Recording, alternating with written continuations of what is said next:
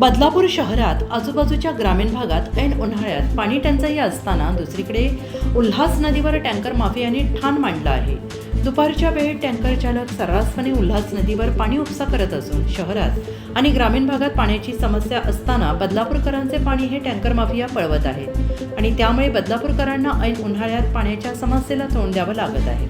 बदलापूर शहराची आणि बदलापूरलगत ग्रामीण भागात राहणारी लोकसंख्या ही 5 लाखांवर गेली आहे।